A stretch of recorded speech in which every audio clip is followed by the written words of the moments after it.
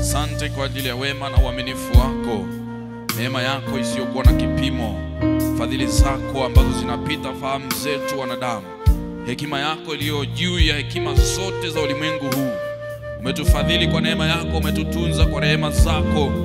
Bwana, hata kufika tena siku ya leo tunapoadhimisha siku hii, kuzindua siku hii ya kukushukuru wewe kwa njia ya mavuno, ikiwa ni alama na ishara ya shukrani ambazo Bwana tunakupa wewe.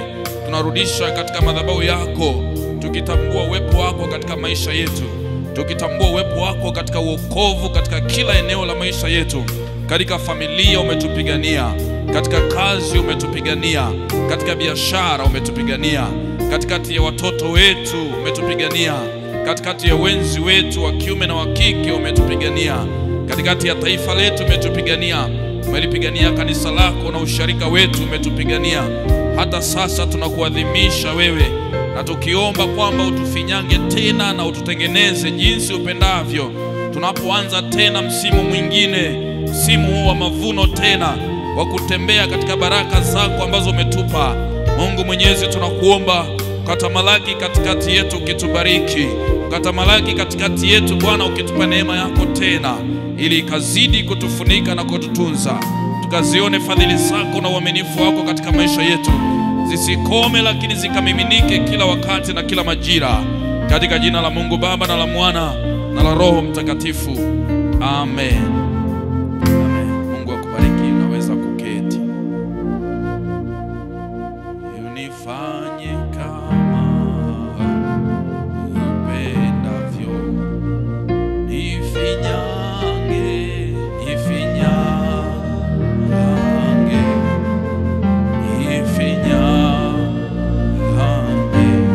Baba, nifanye kama upendavyo. Baba, nifinyange,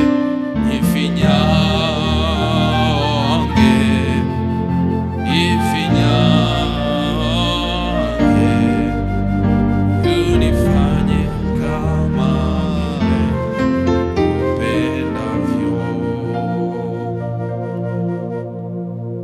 Ninakusalimu katika jina la Bwana na Mwokozi wetu Yesu Kristo. Mavuno ni msimu wa shukrani katika maisha yetu, na ni utamaduni ambao umekuwepo katika kanisa letu kwa muda mrefu,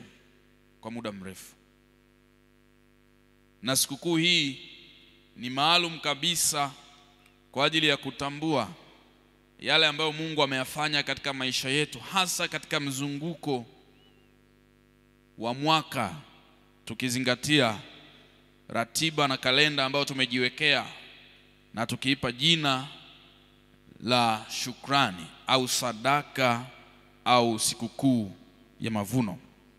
Sikukuu hii imekuwepo tangu Agano la Kale, ikiwa inajulikana na ikiwa inaitwa kwa majina hayo. Ukisoma kitabu cha Walawi sura ya 23 mstari wa 5 mpaka wa 6, lakini ukisoma pia Mambo ya Walawi sura ya 15 mstari huo sura hiyo ya 23 mstari wa 15 na 16, utagundua kuna majina haya: sikukuu ya mavuno au sikukuu ya malimbuko, kimaanisha hayo mavuno, lakini pia ikifahamika kama sikukuu ya majuma. Hiyo ilikuwa ni sikukuu ya mavuno.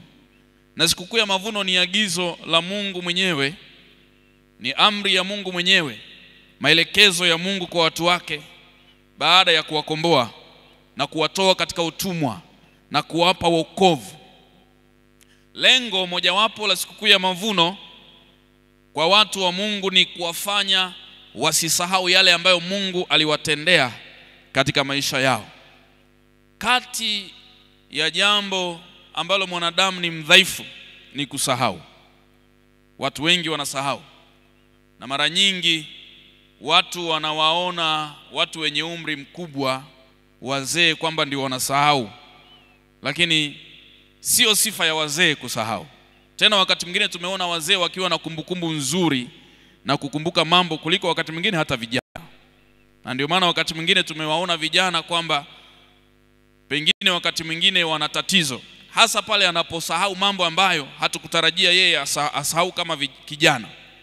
Lakini tabia ya kusahau ni tabia ya mwanadamu wa umri wowote, awe mzee au kijana, ili mradi ni mwanadamu. Kwa hiyo Mungu alikusudia kwamba awape maelekezo ya kufanya sikukuu inayoitwa sikukuu ya mavuno au sikukuu ya majuma, ambayo inawapa kukumbuka yale ambayo Mungu aliwatendea katika maisha yao. Hiyo sikukuu itawarudisha kwenye historia yao. Hiyo sikukuu itawarudisha kwenye furaha na maumivu yao walioyapitia, ambayo kimsingi walipita pamoja na Mungu, na Mungu hakuwaacha. Wapendwa, katika maisha yetu tunapopitia mambo ya shida, mambo ya maumivu, mambo ya machozi, mambo ya kuleta majonzi katika maisha yetu, haimaanishi kwamba Mungu hayupo katikati yetu, hayuko pamoja na sisi. Mungu yuko pamoja na sisi hata katika maumivu, hata katika machozi, hata katika uchungu, hata katika vilio, hata katika huzuni kubwa. Na anasema katika Zaburi ya 23, hata katika bonde la uvuli wa mauti mimi niko pamoja nanyi. Mungu yuko pamoja na sisi hata katika maumivu. Mungu aliwahi kufanya hivyo kwa kina Danieli. Aliingia pamoja nao katika tundu la simba akawasaidia. Usingeweza kufikiri kwamba Mungu anaweza akawapigania watu hata kwenye tundu la simba. Hata pale ambapo tunafikiri Mungu hawezi kufika, bado neema ya Mungu inafika na kutuokoa na kutukomboa. Aliingia pamoja na kina Danieli katika tanuru la moto. Hakuna mtu aliyefikiri kwamba kina Danieli watapona na moto, lakini ni Mungu ambaye anakuwa na watu wake wanaomwamini na kumtafuta, kama anavyosema katika Zaburi, na wapenda wanipendao na wale wanitafutao kwa bidii wataniona. Utajiri na heshima viko kwangu. Naam, utajiri udumuo hata milele. Mungu ameahidi kuwa pamoja na watu wake daima, haijalishi mazingira wanayopitia, haijalishi aina ya changamoto wanazopitia.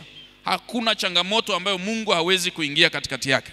Changamoto kubwa kwa sisi wanadamu, na hata sisi ambao tunamwamini na kumtafuta Mungu na kumwamini Yesu Kristo aliyemtoa kama sadaka mwanawe wa pekee, wakati mwingine tunaona katika shida kana kwamba Mungu ametuacha.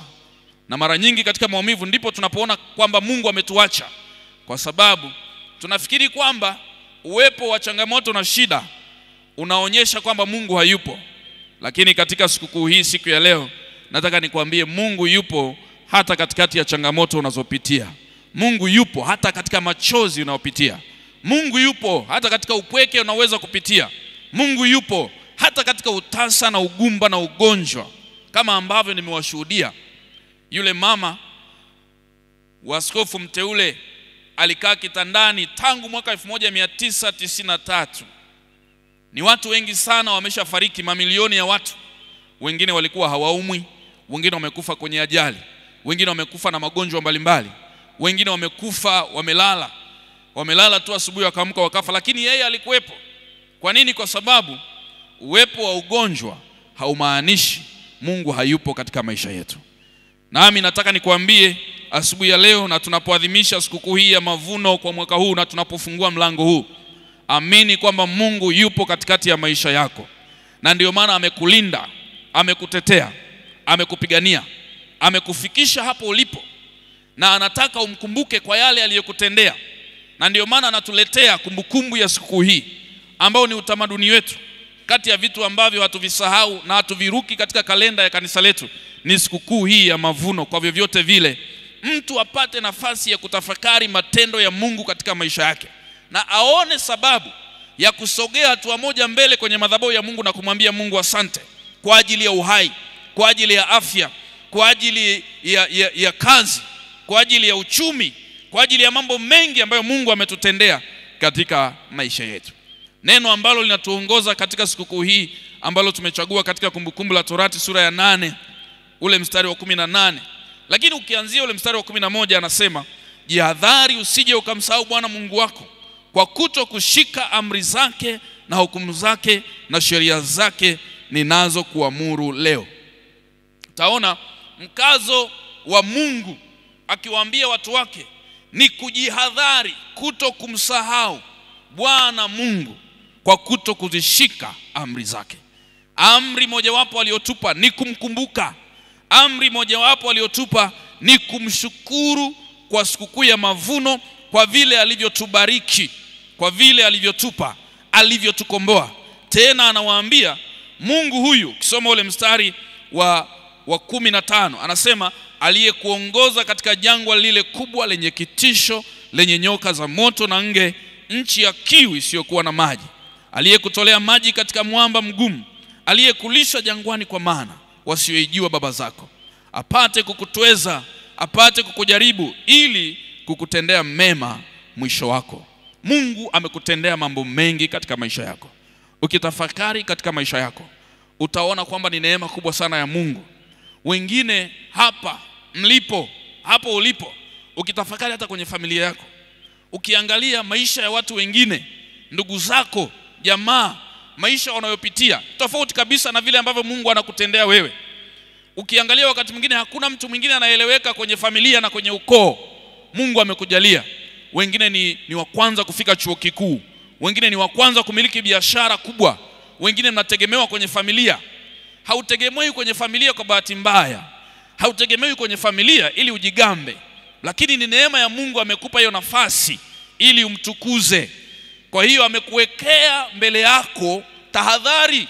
Jihadhari usije ukamsahau Bwana Mungu wako, maana yeye amekuokoa, amekupitisha katika jangwa, anasema lenye kitisho, lakini na nyoka za moto. Wakati mwingine ulishambuliwa ili usiendelee. Wakati mwingine unatupiwa maneno yanakumaliza nguvu kabisa. Ukitaka kunyanyua mguu ni kama vile hakuna mwendo, huwezi kutembea, huwezi kusogea mbele. Moyo umekuwa mzito, mambo ni magumu, lakini bado Mungu akakunyanyua, akakutia nguvu, na sasa uko hapo. Shangilia Yesu kwa makofi mengi na vigelegele. Haleluya.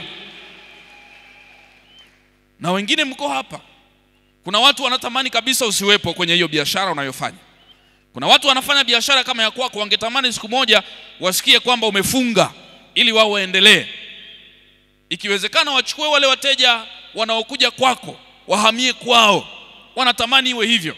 Tena cha kusikitisha, inawezekana ni watu hata unaosali nao, inawezekana ni majirani zako, inawezekana ni wanajumuiya wenzako, inawezekana ni watu wa karibu kabisa. Wanatamani uanguke ili wao wainuke, lakini Mungu amekulinda, ndio maana uko hapo na hautaanguka katika jina la Yesu Kristo aliye hai. Wengine wanatamani ndoa yako ivunjike, ikivunjika waingie, ikivunjika waingie. Na wengine wanafurahia tu ikitokea habari ya wewe kuanguka. Watafurahia tu, watazipokea vizuri, na watakuwa mawakili wa kuzisambaza ili uanguke, ili wafurahie. Lakini Mungu huyo, Mungu ni mwenye rehema. Anasema katika kitabu cha Yeremia sura 29 mstari wa 11, anasema na yajua mawazo ninayowawazia ninyi, asema Bwana, ni mawazo ya amani, ya kuwapa tumaini siku zenu za mwisho. Wakati wanadamu wanakuwazia kuanguka, wakati wanadamu wanakuwazia kupotea, wakati wanadamu wanakuwazia mabaya, wakati wanadamu wanakuwazia kukuchafua, habari mbaya, wakati wanakuwazia kupotea kabisa, wakati wanakuwazia kufuta historia yako, Mungu anakuwazia mema katika jina la Yesu Kristo aliye hai. Na ndio maana uko hapo leo. Usingekuwa hapo leo kama Mungu angetumia mawazo ya watu, kama Mungu angetumia mipango ya watu, kama Mungu angetumia akili za watu, angetumia matamanio ya watu, kama Mungu angetumia macho ya watu, kama Mungu angetumia wakati mwingine mpaka sala za watu wengine ili uanguke. Lakini Mungu amekusimamisha, anakuambia jihadhari usije ukamsahau. Aliyekufikisha hapo sio mwanadamu, lakini ni Mungu mwenyewe. Na ule mstari wa 18 anasema, bali utamkumbuka Bwana Mungu wako, maana ndiye akupaye nguvu za kupata utajiri, ili alifanye imara agano lake alilowapa baba zako kama hivi leo. Utajiri ni mafanikio. Utajiri sio fedha tu. Utajiri ni mafanikio. Na mafanikio sio kwenye mambo yanayoshikika peke yake, lakini utajiri kwenye afya, utajiri kwenye amani, utajiri kwenye familia. Familia inakaa kwa amani na kwa utulivu.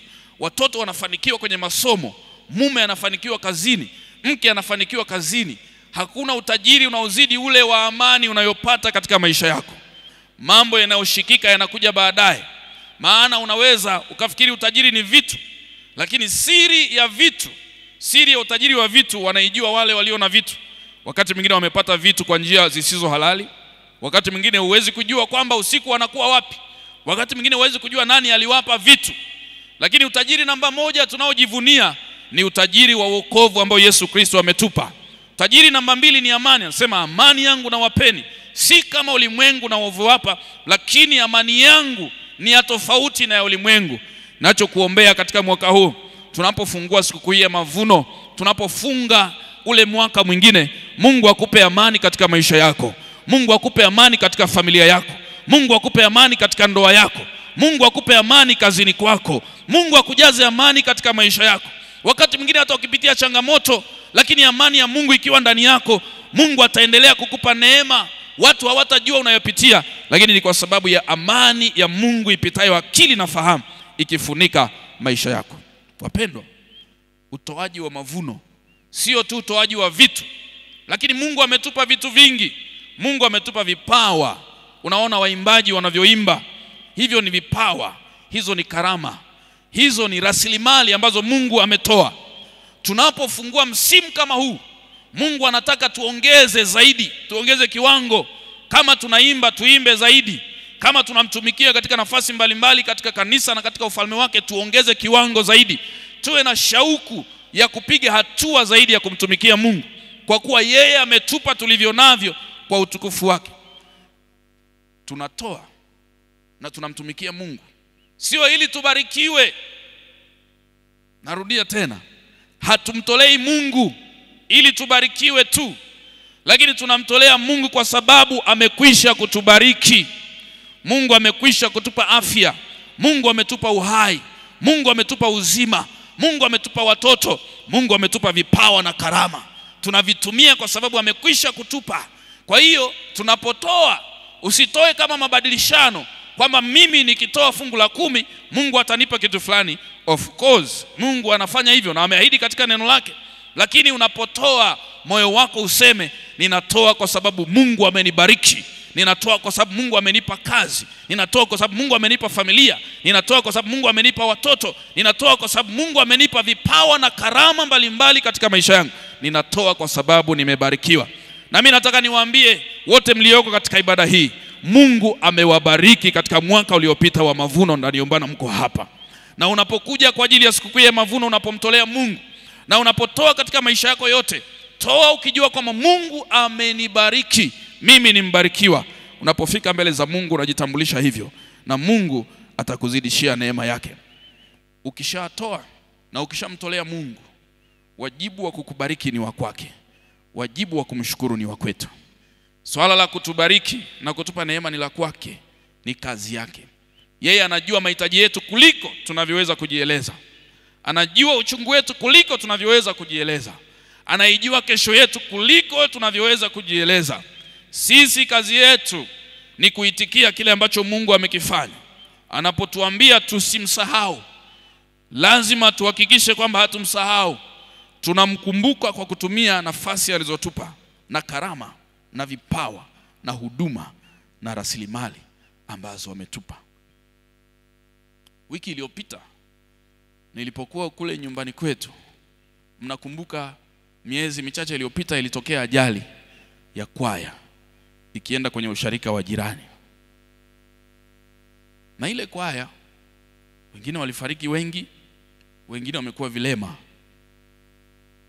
Hasa bado wanaendelea kumshukuru Mungu. Watu wanaendelea kuwatembelea, kuwafariji. Hivi karibuni walikuwa na ibada ya shukrani katika usharika wao ambao ni karibu kabisa na nyumbani kwetu. Hasa mtu mmoja akasema katika ule usharika na katika ile kwaya vilio bado havijaisha. Kwa sababu wale waliobaki wanapoimba, washarika wanapowatazama bado wanakumbuka machungu. Wanaoimba wanalia, washarika wanalia. Kilio bado hakijaisha. Wakati mwingine tunatamani vitu, na hata katika maombi yetu tunamwomba Mungu, naomba unipe hiki na hiki na hiki, lakini tunasahau kwamba Mungu amekwisha kutubariki, ametupa uzima na afya. Huo ni mtaji wa kutosha. Hiyo ni nafasi ya kutosha kumwambia Mungu asante. Mimi sijapata kilema mwaka huu, sijapata kovu mwaka huu, sijapata chongo mwaka huu. Mungu ninakushukuru kwa sababu umenipa uzima. Wale wanakwaya bado wanaendelea na maombolezo. Mambo wanayokumbuka bado ni uchungu. wakikumbuka waliondoka na wenzao asubuhi, lakini hawakupata nafasi tena kuonana nao, lakini na wao wamebaki na vilema, wanabaki kulia machozi na wanajiuliza maswali, kwa nini Mungu umetuacha sisi? Na wale washarika waachi kulia, wanalia na kuomboleza. Lakini hata hivi usiku wa kuamkia leo au jana, nafikiri jioni, tumepokea taarifa kutoka kule kwenye wilaya yetu. Nikifikiria kwa nini hii wilaya imekumbwa na mambo magumu kama haya. Basi limegongana na haisi na zaidi ya watu 37 wanahofiwa kufa. Na yalipogongana ni ajabu kwamba yaliwaka moto. Mtu mmoja akauliza, inakuwaje watu wanawaka moto ndani ya gari mpaka wanateketea? Na eneo ambalo wamegongana sio mbali sana na mjini. Lakini juzi nilisikia mtumishi mmoja akizungumza juu ya mambo ya giza yanavyofanyika. Adui yuko kazini, usije ukasahau. Na kwa sababu hatutumii muda sana kuyafundisha haya mambo, tunatumia muda mrefu sana kutafakari habari za Mungu. Lakini usije ukasahau, Waefeso 6 anasema vita vyetu sisi si juu ya damu na nyama, bali ni juu ya falme na mamlaka na wakuu wa pepo wabaya katika ulimwengu wa roho. Adui yuko kazini, anapambana. Kwa hiyo tunapoita maombi, njoo omba, kwa sababu kuna vita vinaendelea daima katika maisha ya Mkristo. Kuna vita, ni maisha ya vita. Kwa hiyo mtumishi yule akazungumza habari ya watu ambao wanatoa sana kafara katikati ya mwaka. Sasa kwa nini kilomita chache kutoka mjini zimamoto walikuwa wapi? Kwa nini hawakupata ufahamu wa kufika? Na unaweza kufikiri wale watu walishindwa kutoroka kwenye hilo basi walipojua kwamba wamegongana. Walishindwaje kuchomoka kwenye basi mpaka wakaungua watu zaidi ya 37? Ni mambo ya kufikiri sana, ya kutafakari sana. Na kwenye barabara hiyo ndio tumepita salama, na wakati mwingine tunaendesha kasi kweli mpaka matrafiki wanatupiga mkono, wanasema speed yako ni kubwa, lakini Mungu anakuvusha salama. Wewe una sifa gani ya kuwepo hapo leo? Na wengine mnapanda bodaboda kila siku. Kuna mdogo wetu wa mwisho ni daktari, yuko pale Dodoma. Niliwaambia nafikiri siku moja. Sasa siku moja tukao tumemtembelea mdogo wetu mwingine wa kike, mdogo wangu ambaye ni wa pili mwisho. Sasa tulipokuwa tunarudi tukapanda bodaboda moja. Akaniambia, tulipofika akaniambia, kaka, nilikuwa natetemeka miguu. Nikamwambia shida nini? Anasema yani mimi pikipiki yani sitaki kabisa. Sasa zamani wale watu ambao mnatumia pikipiki tunatumia wote, na zamani livi sio kwamba nakuharibia biashara.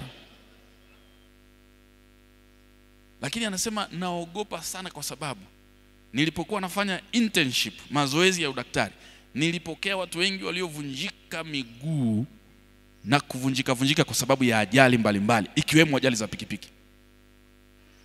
Sasa juzi akasema tena, yani mimi chombo cha moto chochote sitaki. Nikasema sasa hilo ni tatizo. Okay, hatuwezi kusema tusivitumie, lakini unaona huyu tayari yeye ameshajenga kwamba tayari huko kuna mauti, sitaki tena mimi kwenda huko. Lakini vitu ambavyo unavitumia tena, mwingine anapanda anakaa kama yuko kwenye kochi, yani kungekuwa na mkanda pale ungefunga, lakini unaenda unarudi, unaenda unarudi. Na kwa kweli niseme, vyombo hivi vimerahisisha sana usafiri. Kila mahali ukienda unarahisisha usafiri, unafika kwa wakati, unafika haraka. Kwa mfano hata mimi nikienda Dar pale, nikishaingia mjini, si hitaji tena kupanda daladala, zitakuchelewesha. Utafika sehemu ya dakika 20 kwa masaa mawili. Kwa hiyo unachukua pikipiki sharp. Kwa hiyo ukiniona Dar niko kwenye pikipiki, wewe niache tu, niko na mambo yangu.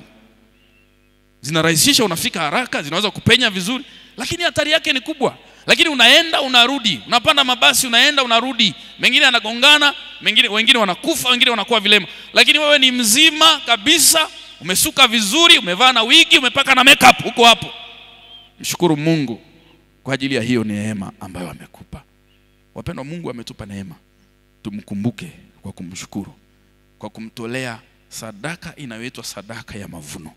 Sadaka ya mavuno ni mjumuisho wa yale yote ambayo Mungu amekutendea, na huwa haina kiwango. Kiwango kinategemea moyo wako unasemaje, umeyaonaje maisha.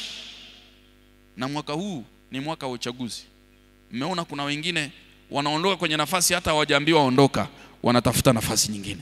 Wengine wanaondoka, wengine wanaingia. Hata hapa mkuu wetu wa mkoa amehamishiwa mkoa wa Simiyu, kwa sababu mwingine ameondoka, mwingine anaingia. Ni mwaka wa mapambano ya nafasi. Na usipoangalia, sijui kama kuna watiania hapa, usipoangalia unaweza ukapoteza nafasi yako usipojua nini cha kufanya. Na kuna watu watapoteza nafasi, lakini kuna watu watapata nafasi. Jana tulikuwa kwenye kikao cha management, nikawaambia ndugu zangu, jamani, shemeji yangu mmoja amepata uteuzi. Shemeji kabisa, nikampigia simu nikampongeza. Na yeye anasema yani mimi nilikuwa naendelea na maisha yangu na shangaa uteuzi umefika mezani. Nikamwambia jamani, ndugu zangu management, mimi sasa mwenzenu shida zangu zimeisha.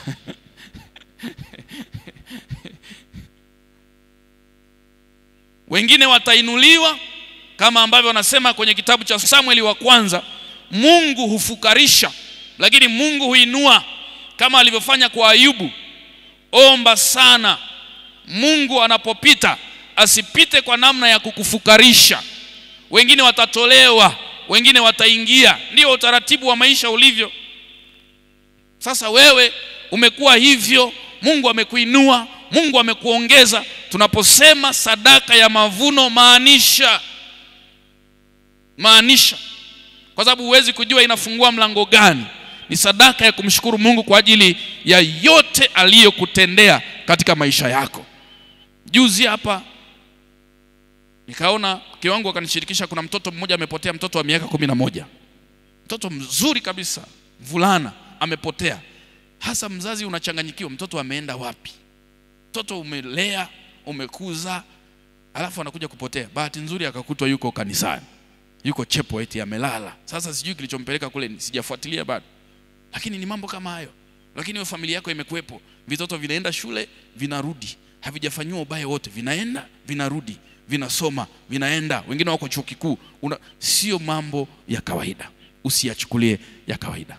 Mungu anasema jihadhari, usije ukamsahau Bwana Mungu wako, maana ndiye akupae nguvu za kufanikiwa na kupata utajiri. Mungu mtakatifu, Baba, katika jina la Yesu Kristo, asante kwa ajili ya uaminifu wako na wema wako.